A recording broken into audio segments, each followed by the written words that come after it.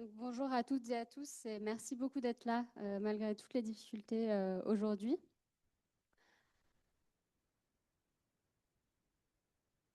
Merci. Pour le titre de ma thèse, j'ai choisi un extrait de citation qui est «Il faudrait inventer des carottes avec des cornes». C'est une phrase qui peut un peu poser question puisque j'imagine que ce n'est pas la première chose à laquelle on pense quand on réfléchit à l'agriculture et à l'environnement. Donc j'aimerais commencer par vous donner un peu de contexte sur cette phrase.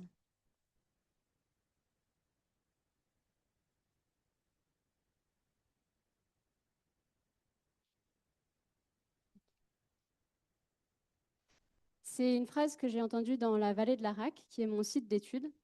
C'est une vallée de moyenne montagne qui est située dans les Pyrénées ariégeoises et qui est composée de 6 villages.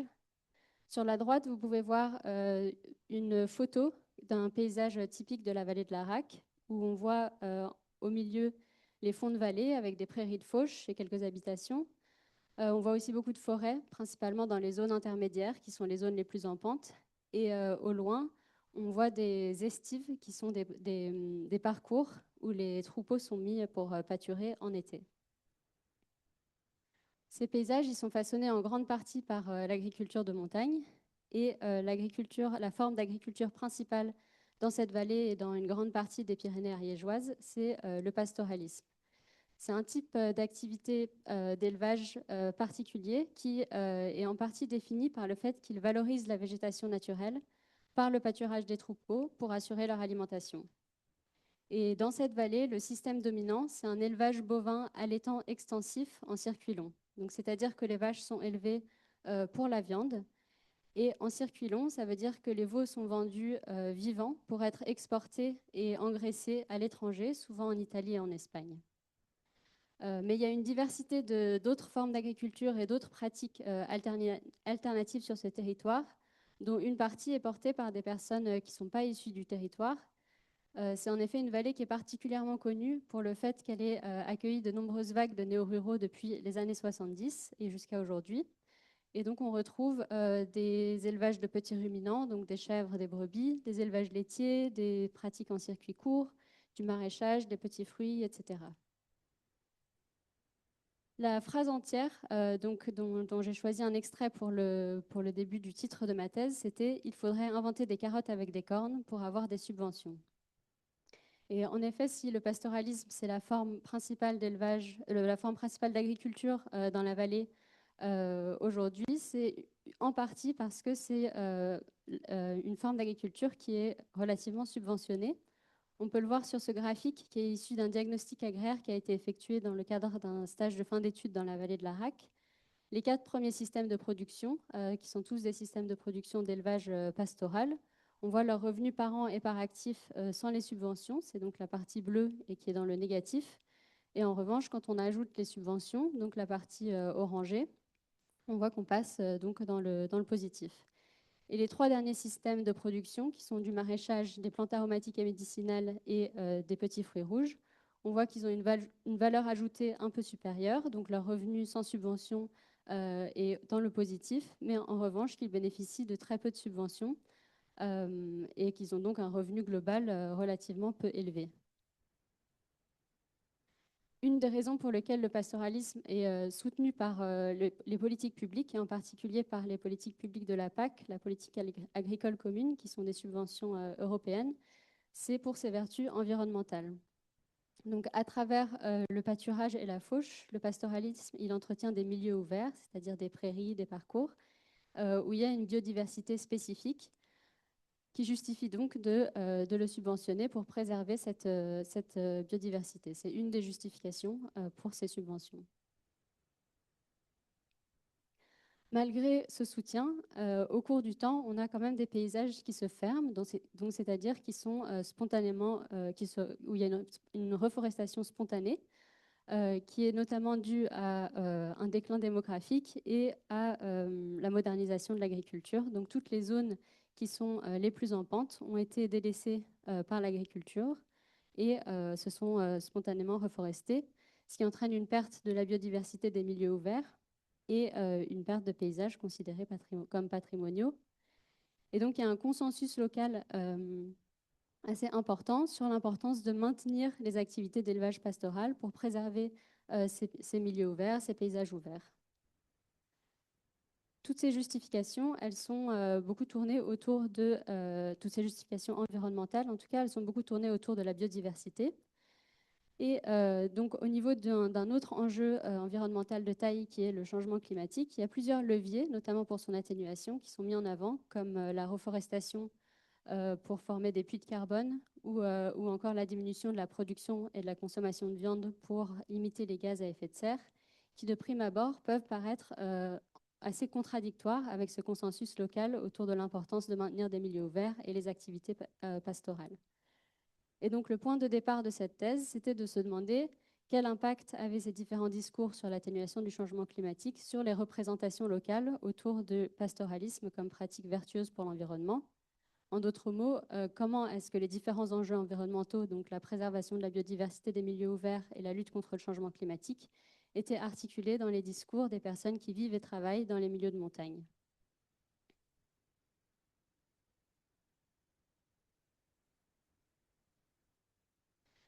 Cette question, elle pose des enjeux de justice pour les territoires pastoraux. Donc déjà, il y a une littérature qui montre que malgré le soutien des subventions, il y a des effets négatifs des politiques agricoles et environnementales, à la fois qui sont venus modifier des pratiques traditionnelles des éleveurs et des éleveuses pastorales, et qui ont provoqué aussi une intensification des pratiques qui n'est pas forcément positive pour l'environnement, avec une littérature qui montre un risque d'amplification de ces effets négatifs face aux enjeux du changement climatique, avec un risque d'injonction et de politiques contradictoires.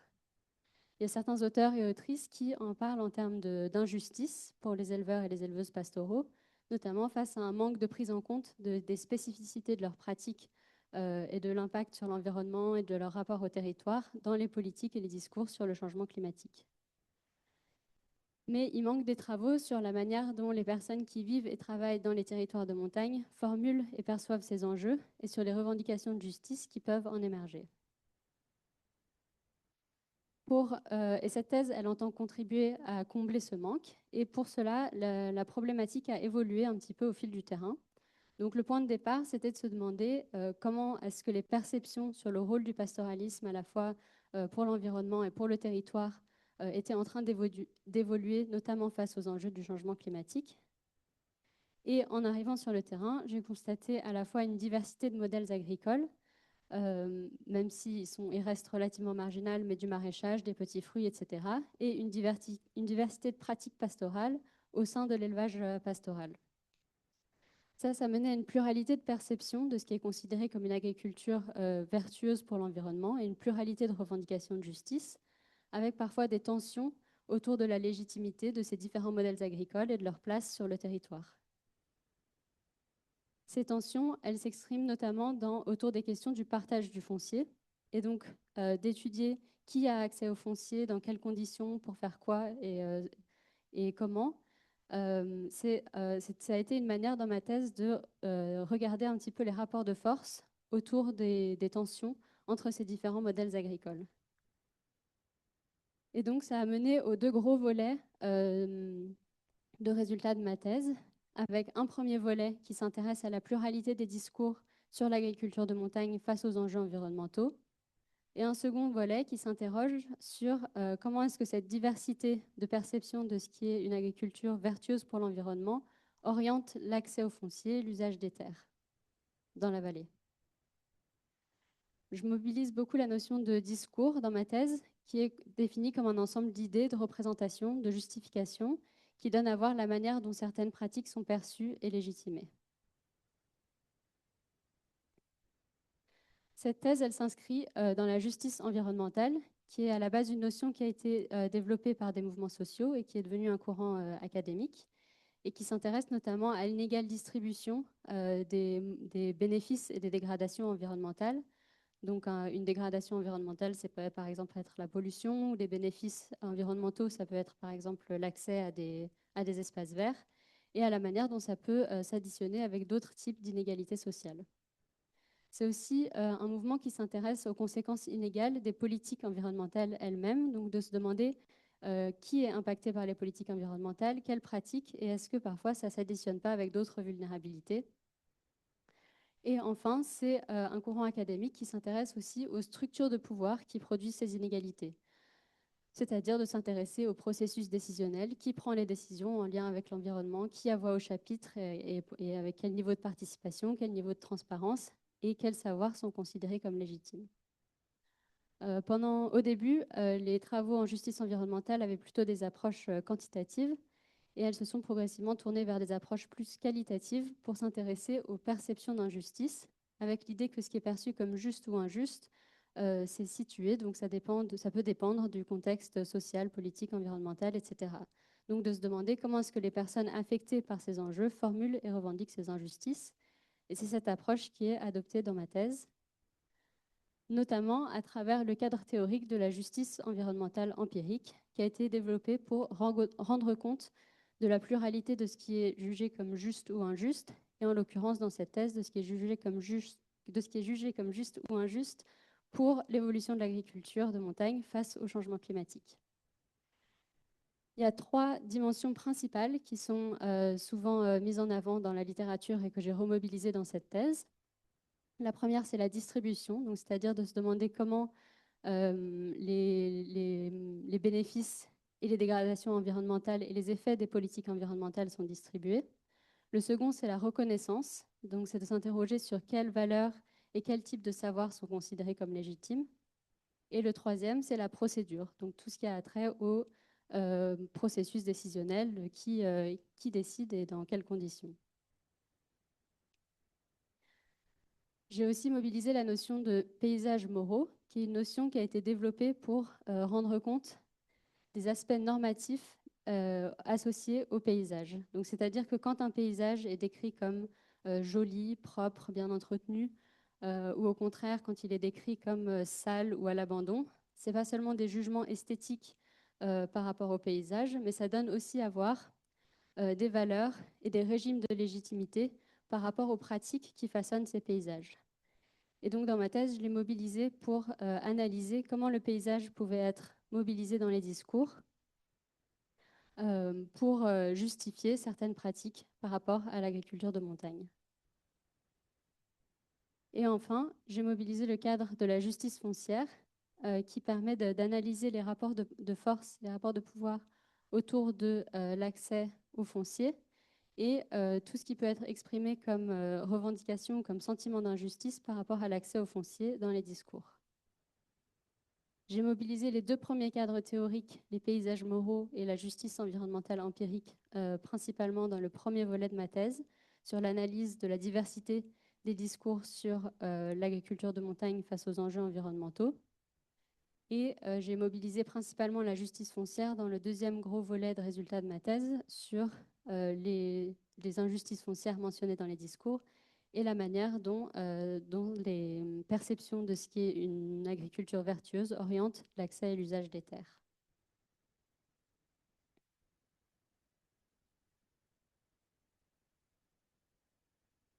En termes de méthode, cette thèse, elle s'appuie en partie sur des entretiens semi-directifs que j'ai essayé de mener avec une diversité d'acteurs, donc à la fois des agriculteurs et des agricultrices en élevage, en maraîchage, fruits, plantes aromatiques, aussi avec des élus, principalement communaux, avec des institutions agricoles et foncières, et avec des membres d'associations et des collectifs environnementaux et agricoles. Cette thèse, elle s'appuie aussi sur une observation participante, dont une grande partie s'est déroulée dans le cadre du projet de recherche JustScapes, qui est un projet de recherche européen que j'ai rejoint avant le début de ma thèse pour mon stage de fin d'études et ensuite en CDD, et qui visait à explorer ce que pouvaient être des transformations justes des paysages ruraux en Europe face aux enjeux climatiques. Dans ce projet, le PNRPA, donc le Parc naturel régional des Pyrénées ariégeoises, était le partenaire non académique. Donc j'ai pu suivre une série de réunions qui a été effectuée avec eux. Il y a aussi eu des ateliers participatifs qui ont été organisés où les acteurs et les actrices du terrain étaient invités à débattre des questions de trajectoire agricole du territoire face aux enjeux climatiques et environnementaux.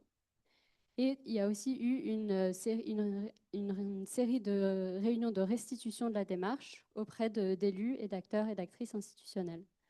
Donc, il y avait une équipe qui organisait et animait ces ateliers. Moi, j'avais un rôle d'appui pour cette équipe. J'ai pu ponctuellement faciliter certains sous-groupes, mais mon rôle principal, c'était plutôt de l'observation pour engranger de la matière donc pour ma thèse par la suite.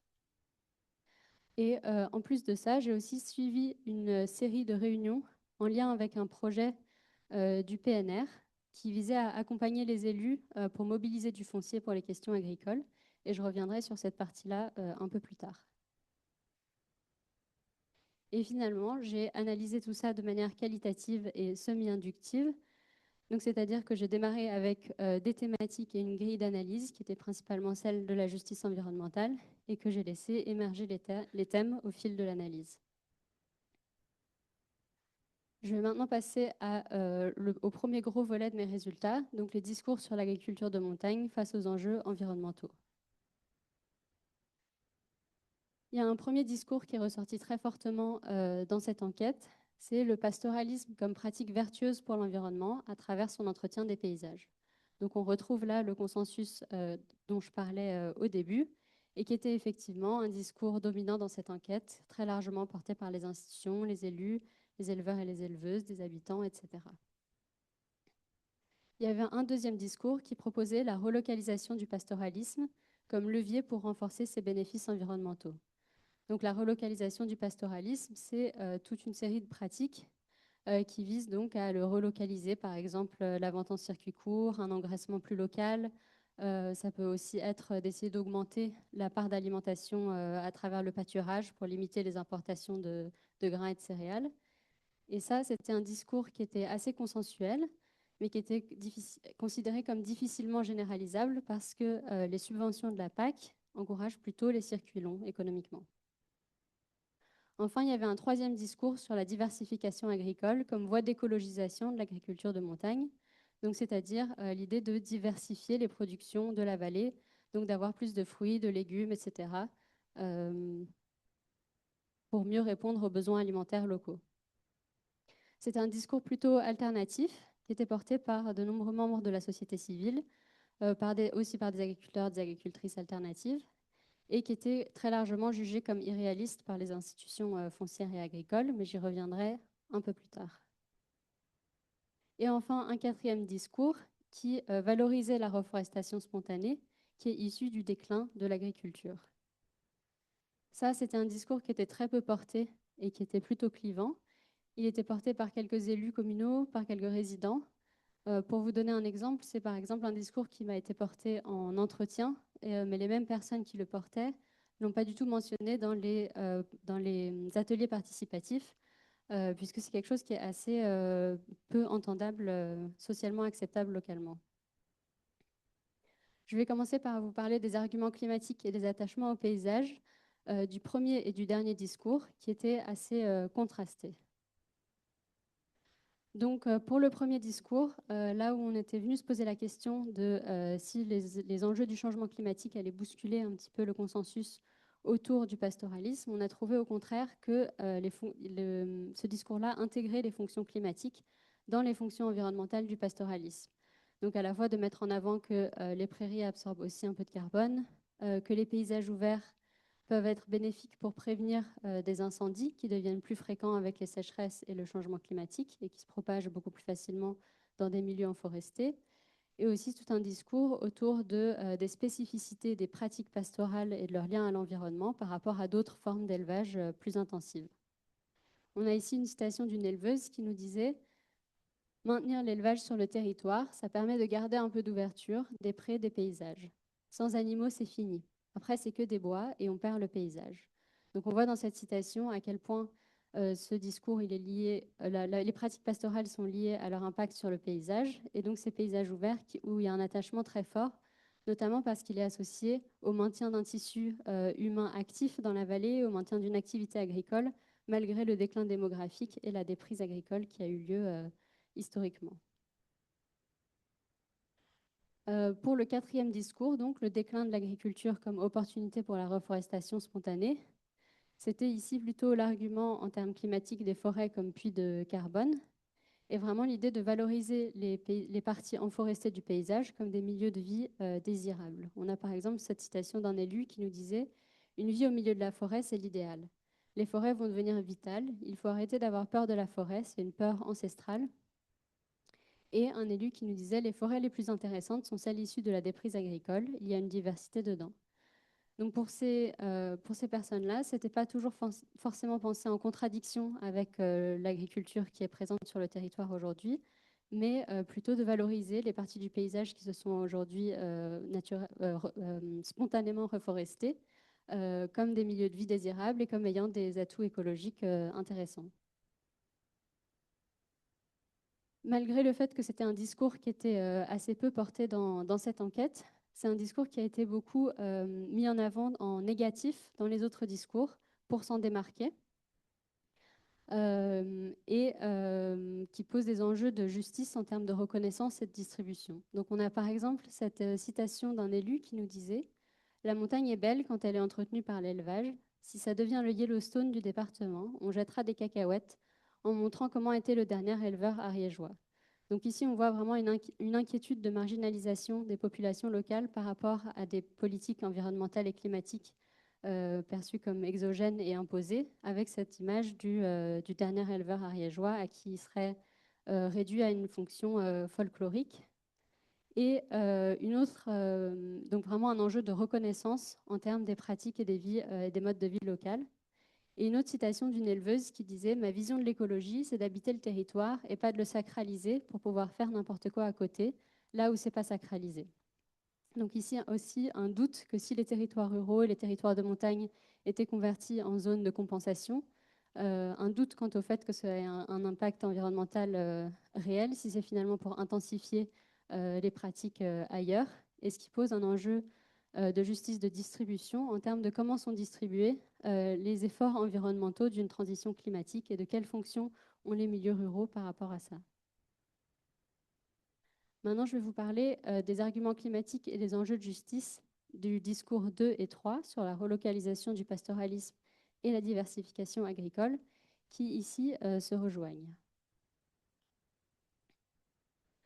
Donc, c'était deux discours qui étaient très axés autour des enjeux alimentaires et notamment comme stratégie environnementale, avec vraiment l'idée d'augmenter la part d'alimentation locale, entre autres pour s'extraire des productions agro-industrielles. En termes de changement climatique, il y avait souvent la mise en avant du fait que ça permettait de diminuer les émissions liées au transport. Et spécifiquement pour la relocalisation du pastoralisme, c'était montré comme un levier pour entretenir les paysages de manière plus efficace avec tous les bénéfices environnementaux des paysages ouverts que j'ai mentionnés avant, puisqu'une grande partie des pratiques étaient associées au fait de pouvoir diminuer les cheptels en ayant par exemple plus de valeur ajoutée et donc de multiplier le nombre de fermes et donc de pouvoir entretenir les terres que les agriculteurs et les agricultrices ont de manière plus efficace. Les projets de relocalisation du pastoralisme et de diversification rencontraient de nombreux obstacles à s'implanter sur le territoire, avec des injustices distributives, procédurales et de reconnaissance qui étaient mises en avant dans de nombreux discours. Donc déjà, en termes de relocalisation du pastoralisme, il y avait une inégalité dans les subventions, dans le sens où toutes les pratiques qui, dans ces discours-là, étaient considérées comme vertueuses pour l'environnement, donc de faire des circuits courts et des choses comme ça, ne sont pas de ces revenus, ne sont pas encouragés par le système de subvention de la PAC, qui encourage plutôt, qui rend économiquement rationnel plutôt d'avoir des circuits longs. Et par rapport au projet de diversification agricole, donc d'avoir plutôt des fruits, des légumes, etc., on l'a vu dans le graphique que j'ai montré au début, c'est des pratiques qui sont très peu subventionnées. Donc on voit une injustice distributive dans la manière dont les subventions sont distribuées. Ça menait à une asymétrie dans les procédures d'accompagnement. Donc il y a un certain nombre d'institutions agricoles et foncières qui accompagnent les agriculteurs et les agricultrices dans leur installation et après, et qui ont tendance à plutôt favoriser l'élevage et l'agrandissement, avec cet argument du fait que ces projets ne sont pas suffisamment économiquement viables, à cause donc de cette inégalité de distribution des subventions. En plus de cet argument de la viabilité économique, il y avait aussi une délégitimation symbolique du professionnalisme des porteurs et des porteuses de projets, donc un manque de reconnaissance. Comme je le mentionnais tout à l'heure, c'est beaucoup de personnes qui ne sont pas forcément issues du territoire et qui parfois n'étaient pas forcément issues du monde agricole non plus et qui étaient souvent considérées comme déconnectées des réalités du monde agricole et péjorativement nommées comme des rêveurs ou des jardiniers. Et ça crée un espèce de cercle vicieux dans le sens où il y a effectivement des projets qui sont pas du tout viables économiquement et qui n'arrivaient pas du tout à durer dans le temps. Mais il y avait toute une série de porteurs de projets qui avaient des projets très solides économiquement et qui se retrouvaient mis dans le même sac et qui voyaient leurs chances d'échec encore augmenter face à ce manque d'accompagnement. Et donc on a ici une citation d'une maraîchère qui illustre bien ça, qui elle donc a réussi à s'installer et à avoir une exploitation qui tient la route au niveau économique et qui nous disait: quand je suis allée à la chambre d'agriculture pour mon installation, ils m'ont envoyé balader. Ils m'ont dit: vous êtes un jardinier du dimanche avec vos 1 hectare et vos fruits rouges. Merci, au revoir. Un autre argument, en plus de la viabilité économique et du profil des porteurs et des porteuses de projets, c'était cette idée que les montagnes sont une terre d'élevage, que finalement l'élevage pastoral, serait la forme d'agriculture la plus adaptée aux conditions biophysiques du territoire, et que donc ce serait complètement justifié d'avoir un territoire spécialisé dans l'élevage, avec cette citation d'une élue qui nous disait: tout le monde veut faire du maraîchage en montagne, mais si nos anciens n'en faisaient pas, c'est bien parce que les conditions en montagne ne s'y prêtent pas. Donc ça, c'est vraiment une manière de naturaliser les paysages qui sont issus de ces pratiques et de rendre plus difficile d'imaginer la diversité des trajectoires qu'il pourrait y avoir pour l'agriculture dans cette vallée et plus largement dans les territoires de montagne. Et donc, on voit vraiment cet argument de la tradition qui était mis en avant. Et ce qui est assez intéressant, c'est que, au contraire, les personnes qui promouvaient une diversification agricole mettaient aussi en avant le passé agricole du territoire comme argument, pour rappeler que jusque dans les années 50, tout ce qui était plat ici, qui est aujourd'hui pris par l'élevage, c'était des champs cultivés, pas des prés de fauche. Et donc, en effet, avant les années 50, il y avait une population qui était beaucoup plus nombreuse et c'était plutôt une agriculture diversifiée et vivrière qui était pratiquée, avec chaque famille qui cultivait des fruits, des légumes et qui avait quelques bêtes pour l'élevage. Et c'est vraiment à partir des années 50 et de la modernisation de l'agriculture et en lien avec le déclin démographique, que l'agriculture s'est progressivement spécialisée. Voilà. Donc, tout ça pour dire que qu'il y a aussi des arguments pour le fait que ce n'est pas forcément techniquement impossible, même s'il peut y avoir des difficultés techniques, mais que c'est plutôt les conditions démographiques et économiques qui ont changé, qui rendent ces projets plus compliqués. Donc ça, c'était pour ma première partie, qui s'est intéressée à la pluralité des visions de ce qu'est une agriculture vertueuse pour l'environnement en montagne. Et dans la seconde partie, je me suis donc intéressée à la manière dont cette diversité de perception oriente les usages et l'accès du foncier, en m'intéressant d'abord aux injustices foncières qui ont été mises en avant dans les discours et à l'étude d'un projet communal pour créer une gouvernance concertée pour distribuer du foncier à des agriculteurs et à des agricultrices. Une des injustices foncières qui était mise en avant dans les discours, c'était l'idée que les installations agricoles sont freinées par l'accès au foncier. Donc ça, c'est un enjeu qui est très commun au reste de la France aussi, le nombre d'agriculteurs diminue et c'est extrêmement difficile d'accéder à du foncier pour s'installer, en particulier quand on cherche à s'installer hors cadre familial, donc c'est-à-dire qu'on n'a pas hérité de terres agricoles de sa famille. Et un des éléments qui était mis en avant dans les discours, c'était l'idée que les aides à la surface, donc c'est les subventions de la PAC qui sont distribuées en fonction des surfaces cultivées, des surfaces exploitées, favorisent la concentration foncière, puisque ça encourage les agriculteurs et les agricultrices à avoir suffisamment de terres pour atteindre une viabilité économique. Et une autre chose qui était mise en avant dans les discours, c'est une asymétrie dans l'accompagnement institutionnel que j'ai déjà mentionné, avec l'idée que les terres sont généralement plus facilement attribuées à des agriculteurs et à des agricultrices qui sont déjà en place, plutôt que pour des installations. Donc officiellement, les orientations politiques, c'est plutôt de favoriser l'installation. Mais les personnes avec qui on a parlé, qui travaillent dans des institutions foncières, assumaient pleinement le fait que cette directive est très rarement suivie, notamment avec toujours cet argument de la viabilité économique. Donc on a cet agent d'une institution foncière qui nous disait: on est censé privilégier l'installation, mais c'est toujours facile de dire on n'est pas sûr que ce projet d'installation réussisse, donc on préfère consolider une exploitation existante.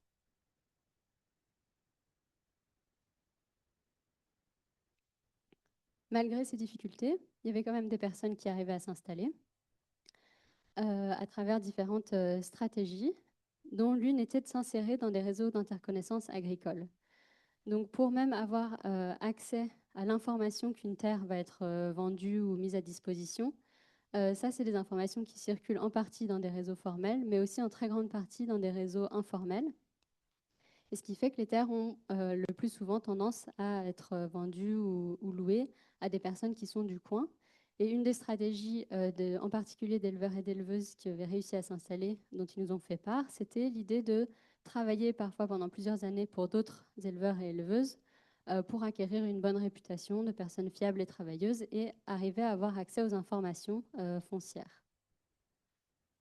Pour les installations sur des plus petites surfaces, donc tout ce qui est maraîchage, petits fruits, etc., qui nécessitent vraiment des petites surfaces par rapport à l'élevage, il y avait aussi la possibilité de s'insérer dans des réseaux d'interconnaissance de propriétaires non agricoles.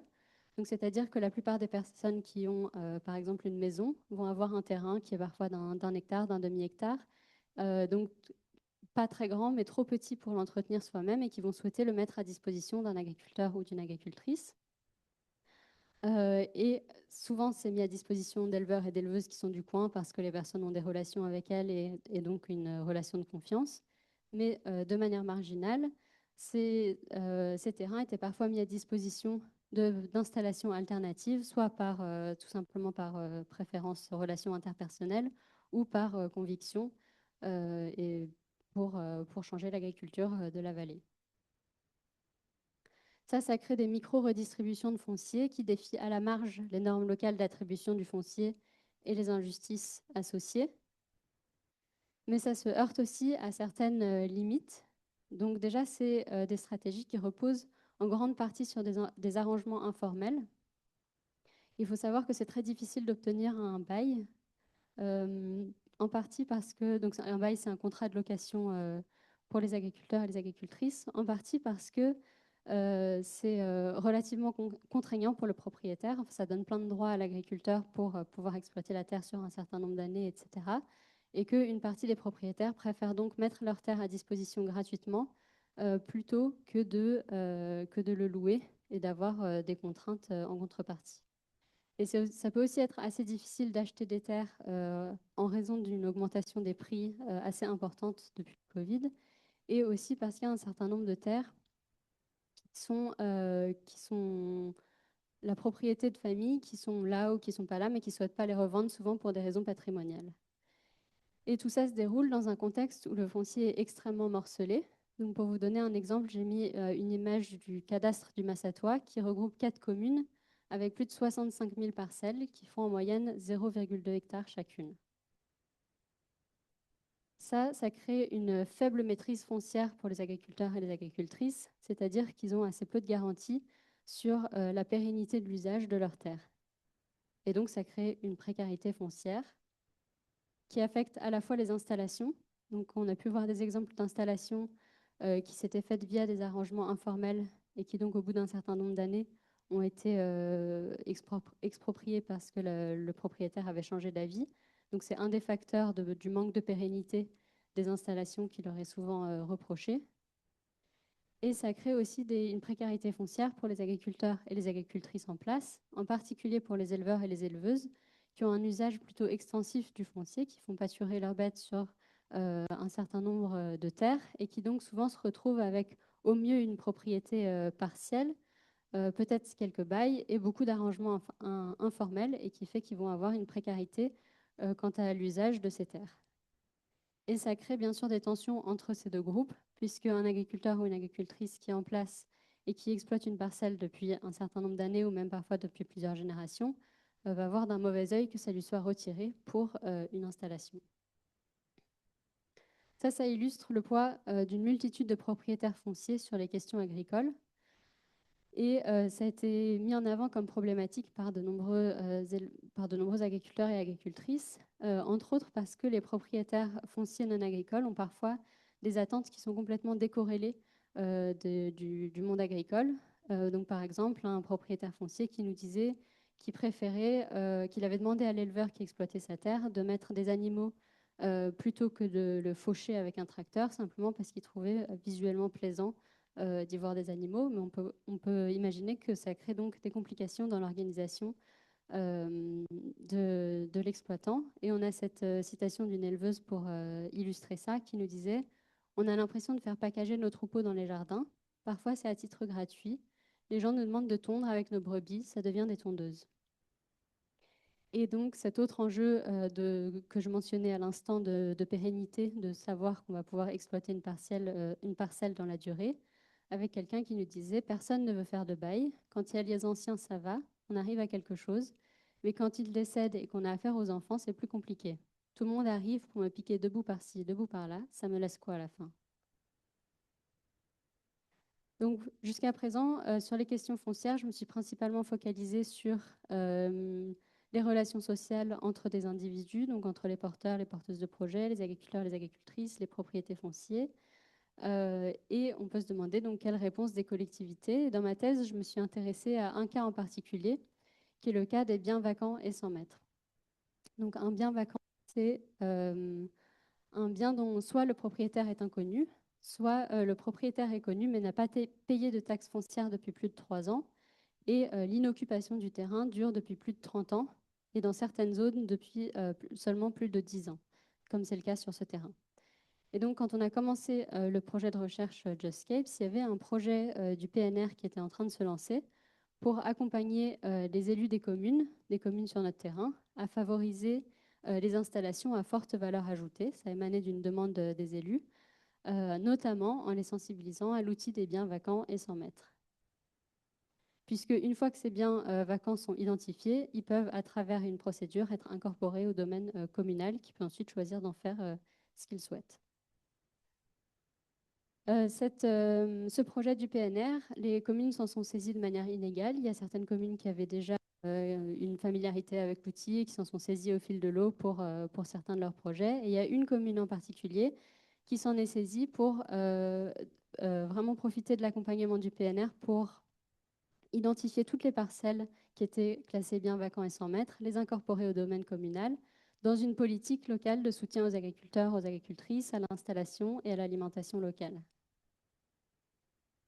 Pour cela, cette commune elle a créé une commission qui était constituée principalement d'habitants et d'habitantes et d'élus pour arbitrer l'attribution de ces biens, sachant que la décision finale venait au conseil municipal qui pouvait décider donc si le bien allait être vendu, mis avec un bail ou conservé dans le domaine communal.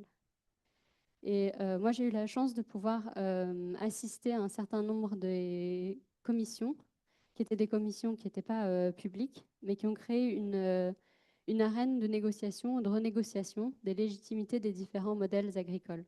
Donc pour moi, ça a vraiment été l'opportunité d'assister à ces réunions et de voir quels arguments étaient mis en avant, quels discours que j'avais pu identifier auparavant étaient mis en avant pour justifier d'attribuer une terre à un agriculteur ou à un autre.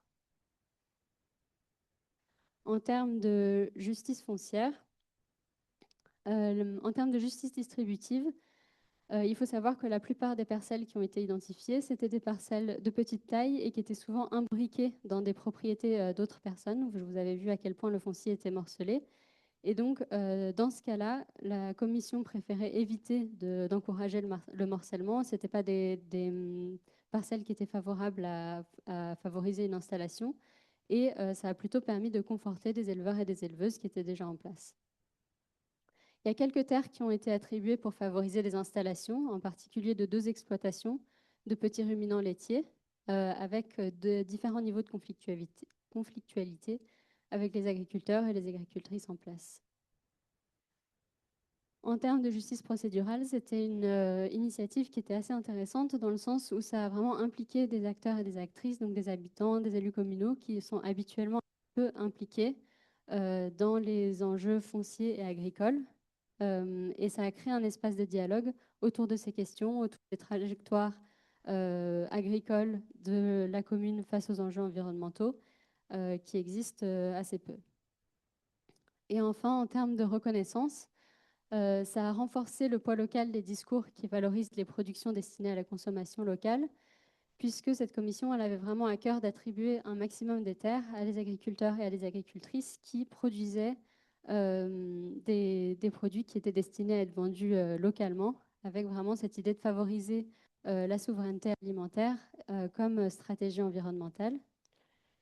Et cette commission, elle a aussi ponctuellement pu influencer les rapports de pouvoir entre les propriétaires et les agriculteurs et les agricultrices.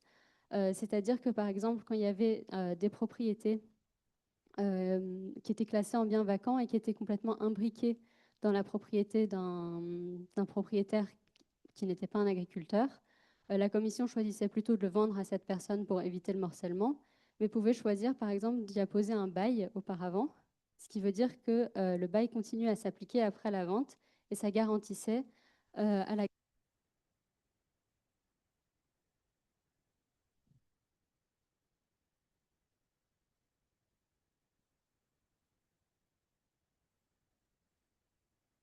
Non.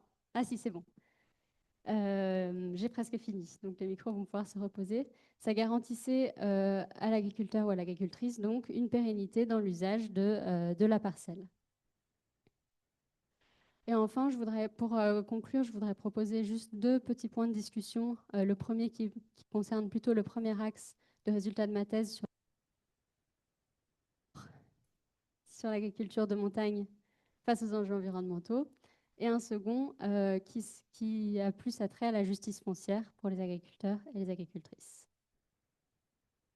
Donc, comme je vous le disais au début, le point de départ de cette thèse, c'était de se demander si les enjeux du changement climatique, quel impact les enjeux du changement climatique allaient avoir sur ce consensus autour des bénéfices environnementaux du pastoralisme. Et cette thèse, elle a plutôt montré qu'il n'y avait pas vraiment de remise en cause par les enjeux du changement climatique, et au contraire, les arguments climatiques sont plutôt mobilisés pour appuyer des discours sur l'agriculture et sur l'environnement existant. Mais par contre, ça a fait émerger dans les discussions de nombreuses craintes par rapport à des initiatives de conservation d'espaces en libre évolution et de ce que ça pourrait vouloir dire pour l'agriculture localement. Sur ce terrain en particulier, il y avait assez peu de ce type d'initiative, mais une perspective de recherche, ce serait de regarder où est-ce que les initiatives ont lieu, notamment dans les territoires de montagne, et étudier les tensions, les compromis, les rapports de pouvoir que ça peut créer avec le monde agricole et de voir un peu comment ça se passe entre ces différentes visions de conservation de l'environnement. Euh, En revanche, tous les discours sur les circuits plus courts, la diversification agricole, la relocalisation des pratiques, ça montre, qui ont émergé assez fortement dans cette enquête, ça montre une montée des questions alimentaires dans de nombreux territoires. On le retrouve dans plusieurs autres territoires dans la littérature et qui ne remettait pas en cause le pastoralisme lui-même, mais plutôt la spécialisation agricole du territoire et tous ces enjeux alimentaires qui intégraient entre autres des enjeux environnementaux et climatiques et qui se sont révélés être beaucoup plus fédérateurs que l'enjeu du changement climatique lui-même sur ce terrain en tout cas. Et enfin, pour finir, il y a un point de discussion assez rapide sur la justice foncière. Donc, dans cette thèse, on a constaté différentes inégalités, différentes injustices pour différents groupes d'agriculteurs, à la fois des difficultés de maîtrise foncière pour les agriculteurs et les agricultrices en place, des difficultés d'accès à la terre pour les personnes qui cherchent à s'installer, et donc qui créent des concurrences et des tensions, mais aussi de voir qu'il y a vraiment des causes communes entre ces différentes inégalités, donc à la fois les aides à la surface, la concentration des terres, le poids des propriétaires privés, la précarisation économique, qui laisse entrevoir des possibilités d'alliance, d'entraide, de synergie entre les différents modèles agricoles, au-delà ou en parallèle des tensions qui ont été constatées dans cette thèse. Et merci beaucoup pour votre écoute.